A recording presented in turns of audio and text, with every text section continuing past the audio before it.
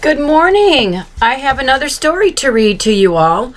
I know that Eli's feeling better and Nana and Papa are so happy about that, and we're praying this morning for Nora that she would feel better and everything would go smooth with their transition from camp. In the meantime, we love you all, and I'm going to set the timer because I think this book might be longer than 15 minutes, and I might have to do it in 2 sections. So give me a second here to set the timer. Here I go. And you might be able to hear that in the background. This story is called The Caboose That Got Loose by Bill Peet. See the train? It's going through the mountain passes. There's the caboose. I think if I back it up. There we go. The Caboose That Got Loose. When Katy Caboose rambled down the train tracks, the engines were steamers with puffing smokestacks. She was a caboose who disliked being last, with an endless black cloud of smoke rolling past. It's not only too smoky, the caboose would complain. There are jerks and the jolts of this noisy freight train. There she is. She's the last car in the line, isn't she? The engine up front always wore a big smile as he lumbered along for mile after mile. He was proud of his being so powerful and strong that he could haul a freight train 100 cars long. So on he went chugging, no worry or care, leaving Katy Caboose in dark clouds of despair. Look, she was getting all choked out by all of his smoke, wasn't she? He had a great big smile on his face. It's always best to be first. The view's better. Katy had little hope she would ever get loose or ever be anything but a caboose. I can wish, sighed poor Katy. What else could I do? If you wish hard enough, then your wish might come true. Often Katy would wish that someday she could be something quiet and lovely and simple like an elm tree, or a ramshackle barn all alone on a hill, where the noisiest thing was a squeaky windmill. It might become lonely, she thought, way out there, but at least there's a view with a lot of fresh air. There she is. She's thinking about maybe how cool it would be to be a barn on a hill, huh? And she didn't have to suck black smoke from the engine. Whenever she passed through a small country town, Katy wished she could stop and just settle down, or be one of the houses who sat in a row. It's just so restful, thought Katy, where one can relax as she hurried and scurried on down the train tracks. There she goes. She just gets to see things when she passes by, doesn't she? Do you have train tracks by you? What she wished most to be, much more than the rest, was a cabin she'd seen on her trip through the West. A little log shack, half covered with vines, perched on a slope in a forest of pines. How perfect, thought Katy, as she hurried on by it, to live there in the trees where it was peaceful and quiet. But all the caboose could look forward to was the deep rocky canyon the train traveled through. Looks like a nice little place to live, doesn't it? Yeah, I think so. Where huge boulders leaned way over the tracks in towering, top-heavy, gigantic stacks. What is holding them up, frightened Katy would wonder, as the earth-shaking train went rumbling right under. If one should come loose and fall down upon her, it would squish Katy flat, and then she'd be a goner. If she didn't get squashed, there was more to be dreaded, up the winding, steep grades where the train was headed. See those big old boulders? And she's looking overhead thinking, whoa, that could fall down and smash me. Yikers. High up in the mountains were terrible ledges where the train ran along only feet from the edges. The view was breathtaking, but after one look, it was so upsetting she shivered and shook. If she slipped off the tracks, then down she would go to be smashed into bits on the rocks far below. Kind of like driving up Highway 21, huh? Yeah, you guys know what it's like to drive up the mountain.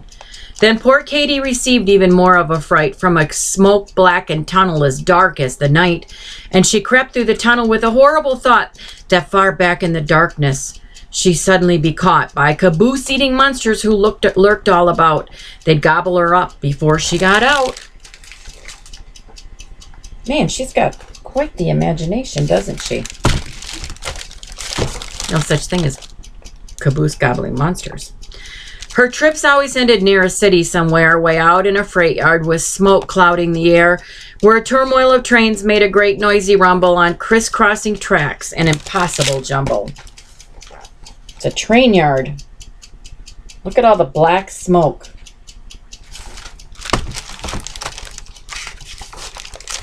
The train came to a stop and the cars were unhitched. Then off to a side track the caboose was soon switched, where Katy could sit and take in the fine scenery with such lovely sights as a load of machinery.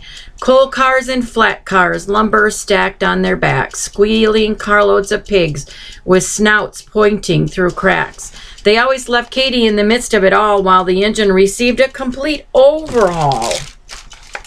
And you guys see the pig snouts right here poking through? And there's machinery. Do you see that machinery there, boys? What do those look like to you? Look like trackers to me. The huge engine at last had run down from the strain. From the 10,000 miles he'd hauled that long train. Back in the roundhouse, men swarmed all about to check over and under him, inside and out, replacing old pistons and bolts that were missing, patching leaks in the boiler that made a loud hissing, cleaning rust from his pipes that ran everywhere, checking steam valves and pumps in great need of repair. He's getting quite an overhaul. Yeah.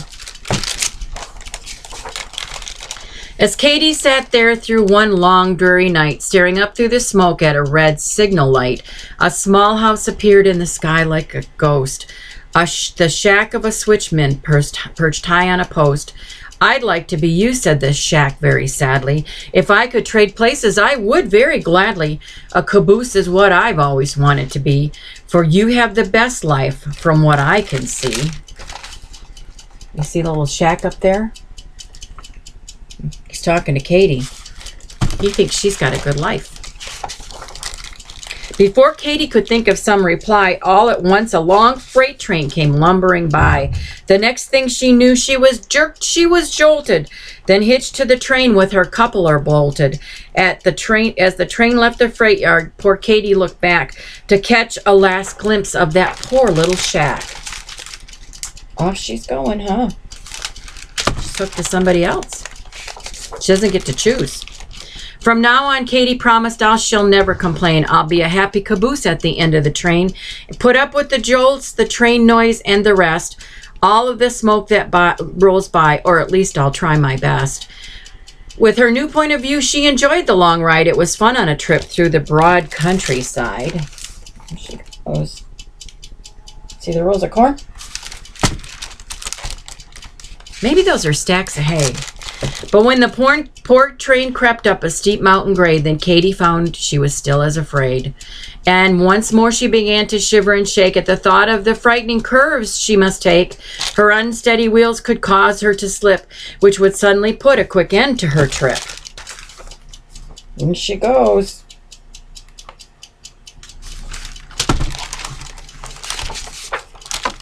It was a hot afternoon, so the going was rough, and the engine up front was in a puffing big huff. He groaned, what a day to chug up such a grade on a bare mountain side without one bit of shade. When he came steaming over the last hump, he lunged with a fury that made the cars jump, all the way back to Katy, who got such a jolt that it snapped off a rusty old coupling bolt. Uh-oh. Guess what happened? She came loose, didn't she? She was free of the train. At last she was loose. And away down the tracks went Katy Caboose. On down the grade she flew, faster and faster, straight for a curve and certain disaster. Uh-oh. When Katy hit the curve, she took off like a kite, high over the mountaintops on her first and last flight. That would have quickly ended poor Katy's caboose if it hadn't been for two towering spruce. Spruces are big pine trees. Katy's flying. See her? Woohoo! The caboose became caught in a very tight squeeze between the tall trunks of two evergreen trees. At first, she could hardly believe her good luck. What a wonderful place it would be to be stuck. She thought sure she was dreaming, and it couldn't be true. Here she was in the trees with a beautiful view. It's so perfect, sighed Katy. Yet I'm really not free. I know sooner or later they'll come after me.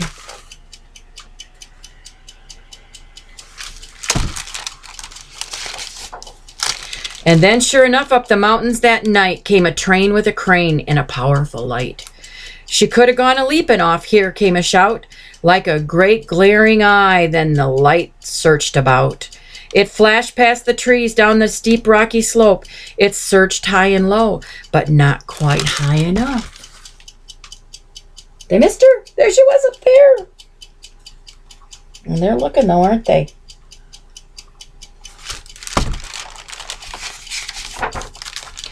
Oh, or it would have been soon spotted, the missing caboose, but all they could find was a startled bull moose. Let's all call it quits, growled the boss of the crew. For all that I care, she's in Kalamazoo. And just so you know, Kalamazoo is a city in Michigan where they make cereal. Let's see, Frosted Flakes with the tiger on the box. They make that in Kalamazoo. Katy stayed in the treetops. No one ever found her, except for the squirrels and the birds all around her. At last she was free, just as free as the breeze. Oh, how Katy did love it up there in the trees. And indeed, oh indeed, Katy did. There she is. She lived happily ever after.